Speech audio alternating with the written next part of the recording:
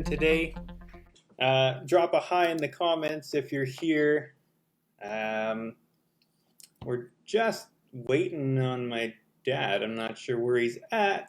He said he's having some issues with his Wi-Fi, getting it set up over wherever he is. So we'll kill a little bit of time while we wait for him there.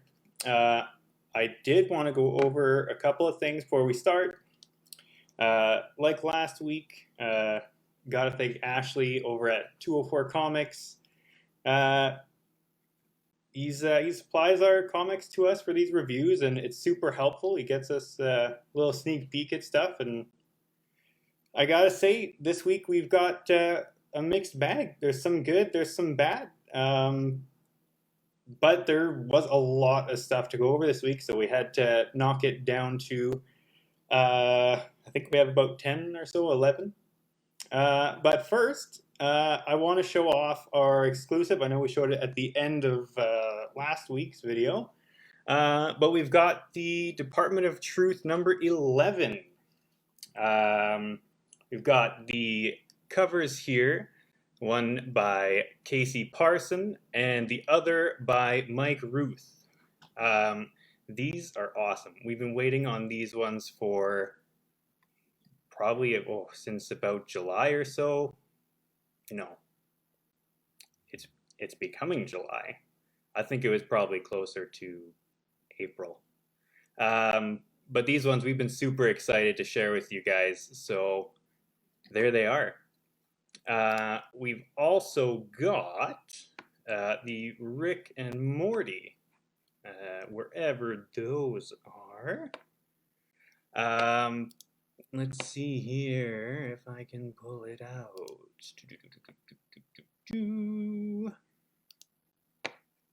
Alrighty. And there's the Rick and Morty there. That one is actually in now. We got that one just the other week. I know I watched the premiere for it on Sunday, and it was pretty good timing because I got to read the new book and watch it the day it came out. This cover art is by Hugh Rockwood, another awesome artist, and he's nailed it here. That honestly looks like it's still pulled right out of the show. I think something's coming through here. I don't quite know. I think he's almost by the power of Grayskull.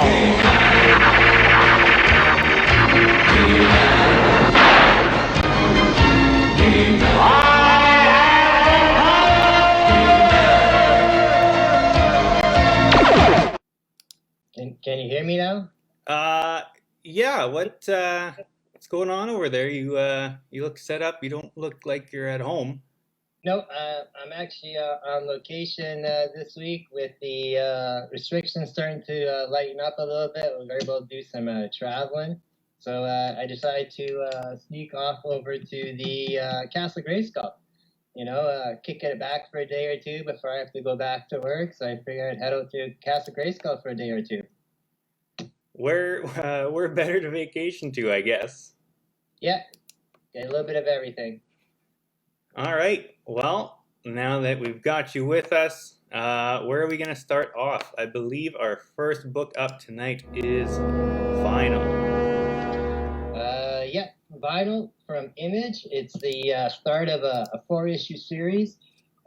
This book is written by Wagner, and Hilliard is the artist. This book, it kind of sounded kind of neat to me just from the premises about a detective who is being rescued by the serial killer. So I didn't really know exactly what it was going in, but what it is you got a retired homicide detective who is helping out on a current case, which involves it seems to be his longtime nemesis. And while these two are, meeting for almost like a bust sting operation, some cult shows up and kidnaps the detective and kind of blows off the serial killer there. The serial killer doesn't like this, so now the serial killer is going to go rescue the detective from the cult, and it's kind of the lesser of two evils there. So, and that's where it kind of ends off. He's just starting to invade the place, and he's a mass serial killer. He just walks in with cool efficiency with a knife, an older guy, and he loves to have his iPod on, and he wears the face of what looks to be like the battered face of an old teddy bear. Pretty Yeah, cool, that's pretty well sums it up. I didn't read the first series before this. I believe it's called Plastic. Yeah, But I thought that was too. I definitely want to pick it up not, after reading this. This one, it's definitely grabbed my attention. It gives me a much more toned down vibe of Batman and Joker, or Magneto and Professor X, sort of two opposites sitting there making small talk. I was thinking more like Sherlock Moriarty. Yeah, even that exactly. Just two opposites, and then it's sort of a if I can't kill you, no one else can sort of thing. Yeah, that's exactly what I thought too. So yeah, that was one of the highlights of this week, and like I said, there's not too many of those. Yeah, I'm definitely glad to have gotten this one. This will be a fun one for sure. I think so too. Even with the little bit more of the gorier art in that, obviously with the serial killer and that, take no hostages type of thing. So. Mm-hmm. Next on our list, Sonic the Hedgehog, the 30th anniversary one-shot from IDW. This is a thick book, very, very thick. I was quite surprised when I picked it up, but then I saw the price and I said, oh, $10. So, I mean, it's you're going to have a thick book when they're charging $10. But I mean, I've never read a Sonic comic before, and I've never watched a cartoon or anything, and I don't really know much about Sonic besides the first two games when it came out 30 years ago. So when I was kind of told to check it out, and I went in there, I didn't know if I was going to get lost or what. It's one larger story and a couple smaller ones, and yeah, I didn't realize there was such a huge universe for Sonic. I guess much like Mario and Zelda and that, and yeah, it's fun. I enjoyed it. Nice, cool artwork. Poppin'. Yeah, I'm more partial to Mario and Nintendo than I am Sonic and Sega, but it's a pretty fun read. I gotta say, the artwork in it's pretty good, and like you said, I really had no idea how big the Sonic universe is. So it's nice to. I know Sonic doesn't have any current comic, as far as I know. But I think it still does actually, or if it didn't, it just ended, and it's well over 100 issues. And there was one, yeah. So I could be wrong. That stuck around. But I don't know that I'll pick up more. But this one's definitely a fun read just on its own. Yeah, just for the nostalgia part, being 30 years. And then I also found out too that when the book came out on the 23rd, that was 30 years to the day that Sonic 1 was released on June 23rd, 1991. So that's pretty cool too. That is actually pretty good the way they lined that up. Yeah. Next up, we've got Wonder Woman Black and Gold. I'll be honest, I read this one probably about half an hour ago because I forgot I had it. It's overall it's pretty solid. The artwork is good. I like the black and white and gold. They mix it pretty well. It's the gold's highlights. If you've got this yourself, and you can be the judge of it, all the stories are good except the first two. I really don't like those first two stories. Without giving too much of away, in the first story, Wonder Woman gets a cold, and they once they unravel the reasoning behind it, I think it's a little ridiculous, even for Amazonian illnesses. And the second story too, it's a little bit weirder. The art style is not quite my thing, but the remaining three stories are pretty solid. Artwork's good. The story itself is pretty good. The third story is back in one of the wars, World War I, World War II. They don't really specify. And the final story is pretty good. It's not something I personally see Wonder Woman doing a whole lot of, but it's like an interrogation, and she's just trying to get some information out of a guy, and that's pretty cool. I thought when I grabbed this, it was a DC Black label, and you thought the same thing as well. Yeah, I did. So I don't know if the other ones like Batman Black and White and Superman Red and Blue, I don't know if they were Black label or not, but it's a thicker size book like those are. So I guess it's just a larger size book. It's not Black label.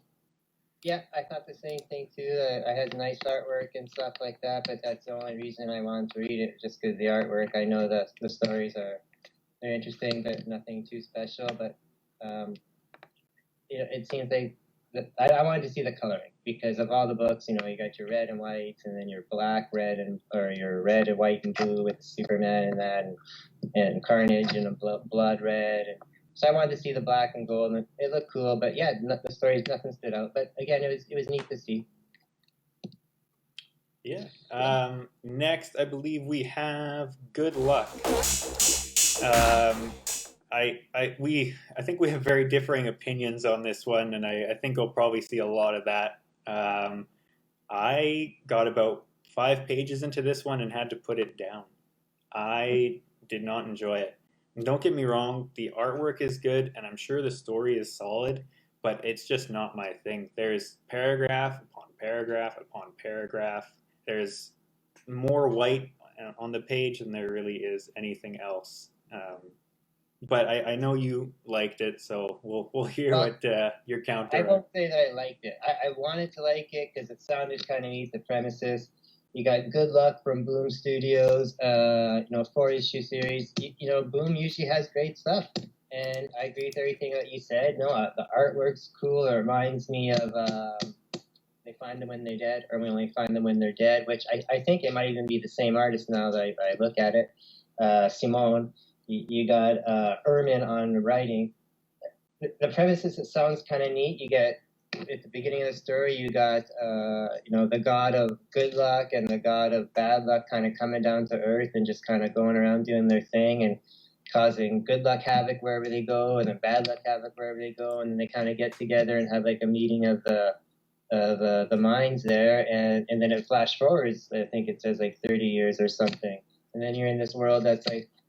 You're just thrown into this world where these 4 kids are training in a constant simulation danger room type thing to go and save the world. And even the characters in the book say they're confused and they don't know what's going on. So I just didn't get it. They've got some kind of control over luck, or they have no luck in general. I mean, maybe they'll explain it more as the series goes. Like, this is just number 1, but I was lost from the go. Yeah, and I'm kind of hoping it's kind of like something like an Interstellar type idea, that the farther into it, the more it understands. Like, instead of time, no, it's with luck. But I mean, it's only 4-issue series, and that first book did nothing except confuse people. So I mean, who knows? We'll see. But yeah, not very good. Yeah, at least it's probably the only book from Boom I've read in the last year or 2 that I've just not been able to read. So, who knows? Maybe it'll get there. I hear you. Okay. You got this one? Yeah, next one is Something is Killing the Children, number 17. No introduction needed. Yeah, no, this is one of my favorite books, and it has been for a very long time. I've been on this book since the beginning. In fact, next week I'm lucky to say that without Canada Post wrecking anything, I'm getting back issue number 1 at a 9.8. So, yay for me. But this issue is a continuation off issue number 16. So you got Tinney in the 4th writing, and much like everything else we mentioned with him, he's amazing. He's killing it. No pun intended. And you got Della Derva as an artist, and I really like his work. It's kind of different, but not different at the same time. It's dark, very clean, simple lines, very dirty, but at the same time, you get a lot of message across in those lines too. And like you said, I don't have to really describe it too much. Everybody loves this book, and what's cool about the last 2 issues, this one included, is it's the origin story of Erica Slaughter and the house of Slaughter, where she comes from. And without spoiling it too much, Erica Slaughter is somehow found by the House of Slaughter. She's orphaned by the monster that killed her family, and they bring her in, and it looks like they were supposed to wipe her out too when they wipe out the monster that killed her family. But the one girl brought her in because she was like had a feeling that she's like a chosen one type of thing, and they start training her, and then that's where the end of the first issue, issue 17 ends. Is they're about to send her on the test to see if she'll survive to be a member type of thing. And she's young in this point. She's like 10 or 11 or 12 even. Like she's pretty young, so it's pretty cool. She might even be younger, might be like 7 or 8. So, but yeah, the violence is always just great. I can't wait till hopefully one day they make this into something else. But even if they don't, it's amazing. Issue 17, not even 2 volumes in or 2 years in type of thing. And older books are going for $100 each, $50 each for books that are 3 or 4 months old. It's just a great story. It sells itself. Yeah, you got to give credit to Tinian. Like anything he seems to touch is automatic gold. I really, and not to go against what I just said there. Tinian is a great writer, but the imagery and the actual art in this too tells just as good a story as what Tinian is. Like they've got an awesome partnership there. There's a reason that this is one of the hottest books out there right now, and they're nailing it. And it's no surprise that it's by Boom. Everything they've put out, minus what we just talked about, is a home run. Very true. It's almost a shame when you're done reading these because you want the next one to happen again, right? You're waiting for the next issue and that. So yeah, it's pretty cool. All right, the next one is Batman related, so we'll let you hit that, Ty. Yeah, this next one is Batman Reptilian. This is probably the standout book for the week. It's fantastic. The artwork is amazing. It's something like you'd read out of the Arkham series back in the 80s. Like the artwork is incredible. And the story itself. Clearly it's an Elseworld story given stuff that happens in it. But that's not a bad thing. It really gives them a lot of freedom. In this issue, it starts off that there's some court case ending, and Batman roughs a dude up just outside there, all on camera and everything, and it really sets the tone for what the series is going to be. The overall plot, someone's going around and attacking Batman's villains. And you don't see what happens, but the artwork paints quite the picture, and they're pretty descriptive in their words too. What happens? And again, no pun intended, right? Because the artwork is all painted artwork. Yeah, literally, it paints a picture for sure. Yeah, and it's all hand painted. I can't wait for the next issues of this. Yeah, it's very good. You got Liam Sharp on art, and you got Garth Ennis writing. So when you got Ennis writing, it's going to be dark and dirty and gritty. Like you said, this book was kind of visceral and very violent. But again, it was violent, but a lot of it was suggestive, kind of left to your imagination, which with Ennis is not usually like that. Usually it's right in your face. So and again, with this one for sure being a black label from DC, I expected that more too. Like, actual, like you see him breaking bones and stuff like that. But I mean, you know he's doing it. But again, it's just you see the before and the after, and even like you said with the gang war thing going on, where the villains are being quite not just attacked, but like you said, gruesomely attacked, like gutted and bent, broken in half, and that, and it's. They but don't not know who quite it is, dead. And Batman doesn't know who it is. It's great. So, but what's neat about it too is,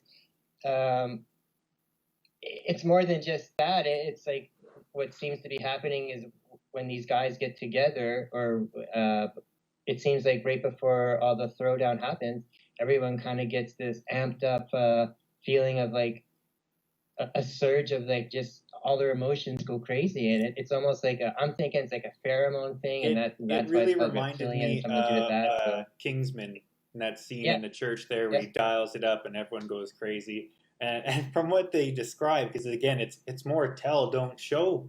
It sounds like that's what went on. Because you see some I, of the aftermath, and it looks like some stuff really went down. yeah, and then it leaves you on a cliffhanger at the end there too. So I mean, I kind of want to see what happens there. So yeah, I was looking forward to that book a lot this week. That was probably the one I wanted to read the most. And yeah, it didn't let down. And like you said, it reminds me so much of the Arkham Asylum book from the '80s there, the old classic Sienkiewicz Oh, hardcover. and I'm loving the way they've illustrated Batman. He's the terror of Gotham looking there. Like he's almost spectral or ethereal. It's creepy. He looks like a shadow. You don't see his eyes for the whole thing, and he's wispy, and it's awesome. If you it wasn't already on your pull list, and if you haven't checked it out, definitely take a look. I know Scott here said that he's sold on it now, and that I know Scott likes his DC, so that's definitely one I wanted to throw in there for him. Yeah, well, then hopefully he'll like the next review too, because it's another DC. It's Mr. Miracle, Source of Freedom #2. I don't mind the character of Mr. Miracle, but I know in the last little while with everything going on, they've kind of updated the character a little bit. So I knew going into this story, even though it's issue #2, that it's not the original Mr. Miracle. It's not Scott Free and Big Barda. It's Shiloh, which is like I'm not sure how they're connected or whatever, but I think he's alternate dimension or an alternate sun or whatever. Mm-hmm. But so it's his dimension of the world going on, and then this female version shows up called Never Free, and that's the daughter of Scott and Barda, and she's looking to kill Scott Free, and this guy doesn't know who it is. So again, they're just trying to get you multiverse thing going on and that, which is kind of cool. But at the end, there's nothing really explained yet. But the reason I like this book is I like the way that they're portraying and using the mother box technology in there. It's almost like a Jarvis type of thing, and I really thought it was kind of cool. Like it's allowing him to not just give him technology to transport and figure out stuff, but alter his suit and stuff like that even too. So I'm liking that, and I'm going to pick up the rest. I think it's really nice artwork too. And this is one I didn't read. I'm not, and you guys said this last week too, and Scott's going to curse me out again too. I'm not a huge DC fan, and I had so many other things in my pull box that I wanted to read. I did flip through it, and it looked good. It's definitely something I'll get to at some point, but I'd rather read all these when they're all out, because I think it's only a 6-issue series, so I can wait for this one. But it's good to know that that DC's kind of got their act together, especially everything since Infinite Frontier started. They've all been pretty good. Yeah. Next up is Star Wars Darth Vader. I cannot state enough how much I love Star Wars, so I'm subscribed to all of them, minus Dr. Aphra. I don't like Dr. Aphra. I never will, and when she's a guest star, that's okay. I just can't stand her, and luckily, she's not in this issue. It's sort of all slowly leading to one big confrontation with all the series. But right now, it's just a direct continuation of where the Vader comics have been going. And this is the 3rd volume now. First one is awesome, second one is awesome, and this one's awesome as well. It lagged a bit in the beginning of the volume, but it's definitely catching up and doing its work, linking the Star Wars mythos to the sequels. This story, everyone's sort of out for everyone. Everyone's trying to find Boba Fett. Everyone's trying to find Han Solo. There's a bounty out there. Han Solo is missing. Boba Fett is trying to get him back, and everyone has their reasons for going after Boba Fett. It's hard to recap just the one book without recapping the rest of the crossover up until this point, because it's all been pretty interconnected. But it'll be good to see where the rest of the series goes. This series does a great job, and this book in general, there's a few frames in it, and a few cells that are just, they'd look awesome as posters. And as cheesy as some of Darth Vader's dialogue is at some time, they do a really good job of balancing that line between goofy, stereotypical villain and, oh crap, this guy's actually gonna kill me. And that's what I like. They do a really good job handling them. I agree. This issue makes Vader look pretty badass. Yeah. Especially after the last issue where he gets like literally torn apart. Mm-hmm. Like he gets like literally ripped from limb to limb. So he got super humbled, and now he's back, and it's pretty cool. Like you said, that whole War of the Bounty Hunters crossover series is great. All the Star Wars books are. But you're right. The Darth Vader one kind of stands out amongst them all, I think, too. Especially because you got Greg Pak writing it, and he's great. Greg Pak's a great writer. Yeah, and I agree too. The artwork is awesome in here. It advances the story. It throws in what I believe are some new people at the end there. At least I wasn't familiar with them at first. They showed up a couple issues before. They're sort of underlings for the Emperor. Yeah, but the now they actually show them in that. But it's great. It really makes Vader look cool. And yeah, I agree that Vader kind of has that cheesy old dialogue, but I find it does balance it out with his inner monologue. With so yeah, you can kind of tell that he's still kind of has self-esteem issues. And as badass as he is. So, but yeah, there's some couple of cool, great fight scenes in there. So yeah, I really like that book. Cool. Next up is Spawn's Universe. Yeah, I think for myself, I'm not a huge Spawn fan, but I wanted to read it because, much like everybody else, this is the book of the week. Everybody's excited because Spawn's pretty awesome for most start. But again, this is the kind of a launching off stuff because in the next few months, throughout the rest of the year, they got 3 new books starting. Mm-hmm. Again, this is another big, thick book. It's a big book.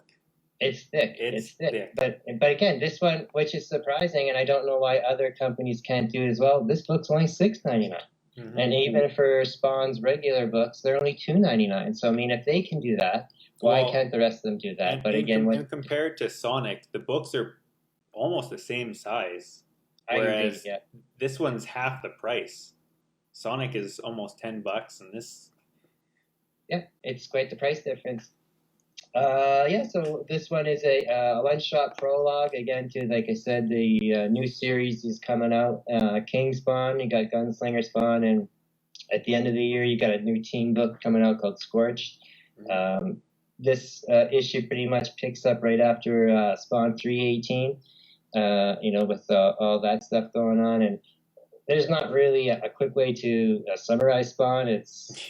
There's a lot going on there, gods and demons and angels and warring and stuff. So, but I read it and I can appreciate the artwork in that. And McFarlane and all those guys and they're awesome artists.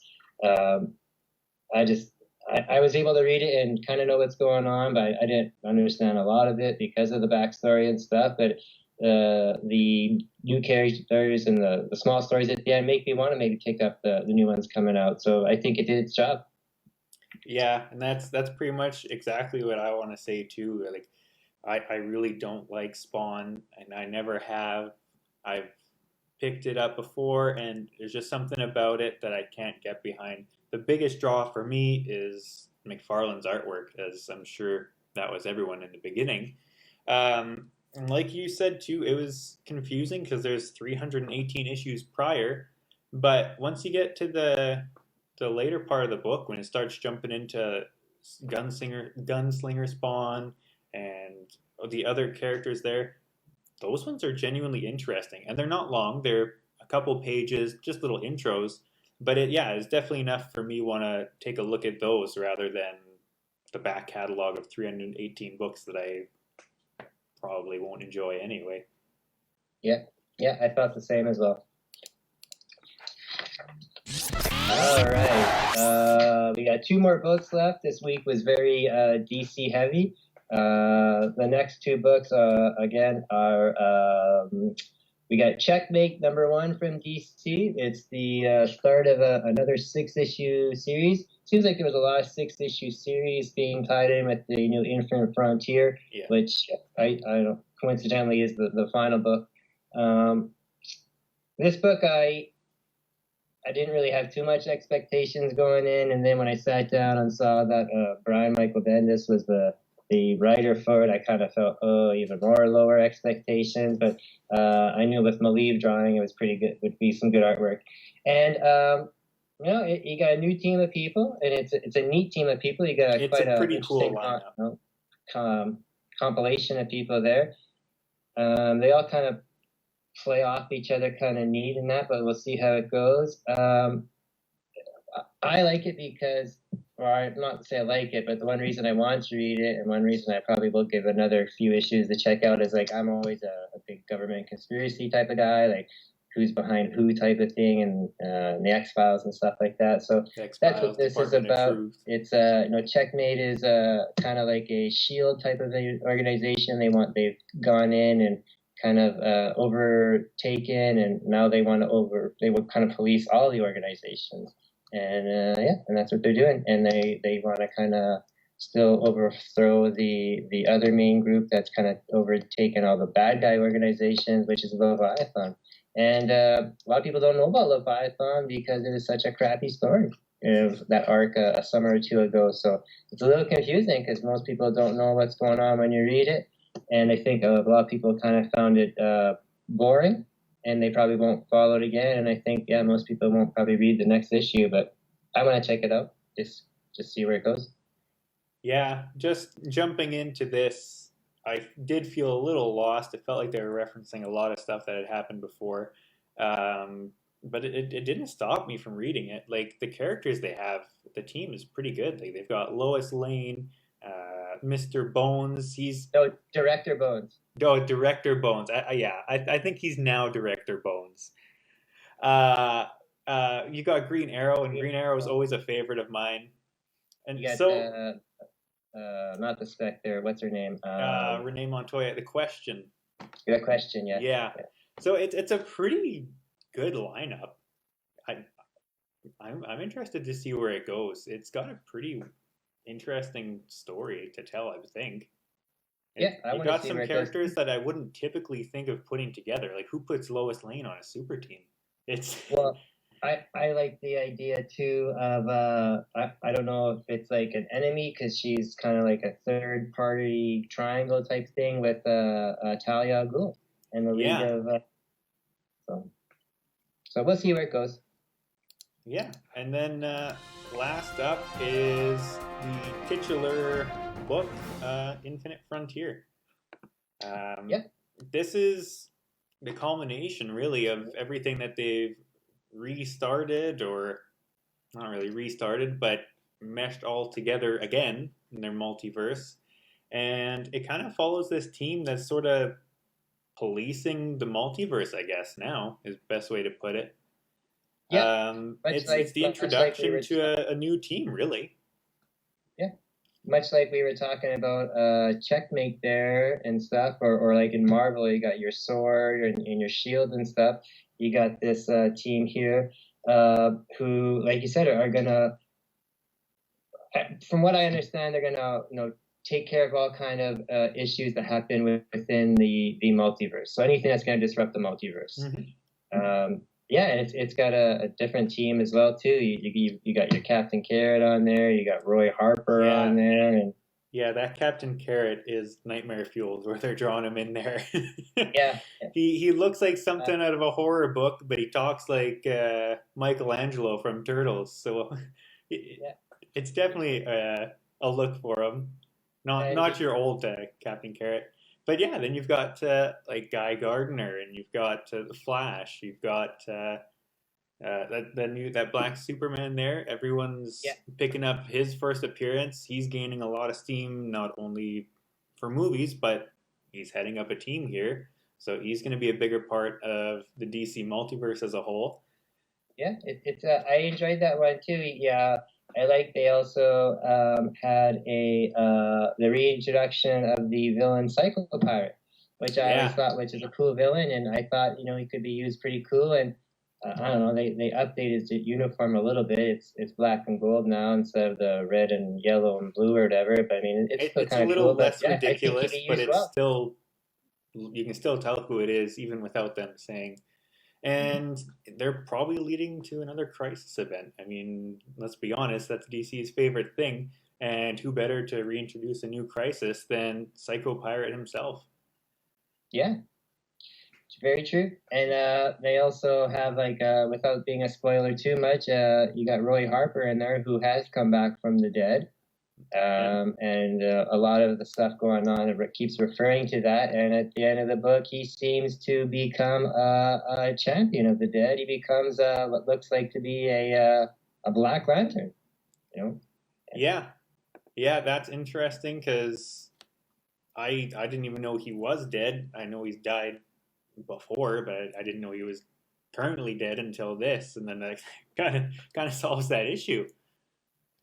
And I don't even recall the last time I even really heard of the Black Lanterns being in anything. So it's nice for them to bring them back if it's been a while. Yeah, it's been a while, I think, and I kind of like it too because it just throws a new kind of aspect in there, and we'll see how it goes. Because in that one scene there, he's controlling like ghost versions of himself, like all the different variations of his characters, Speedy and Red Archer, and yeah, it makes me wonder if there's almost like a subdivision of the Black Lantern Corps of just Roy Harper's. If it's just from the multiverse. Who knows? I thought it was pretty. Again, I thought it'd be kind of interesting to see what happens. Compared to some of the other books this week, it was enjoyable. But I got to get out of here because it looks like it's starting to get dark here, and I don't want to be out here later at night. So I'll let you sign off for everybody here, Ty, and we'll see everybody else next week. Yeah, that's it for tonight. We've got that Rick and Morty. That's online. It's on our store. There's the Department of Truth on the store there. Those are supposed to be in, I believe, early August. But yeah, we'll see you all next week. And if there's anything that you're interested in us looking at, let us know, because we do read a lot, but we don't read everything. So send us some suggestions if you don't want to spend that extra cash right away without knowing. We'll do it for you. Alrighty, I will catch y'all next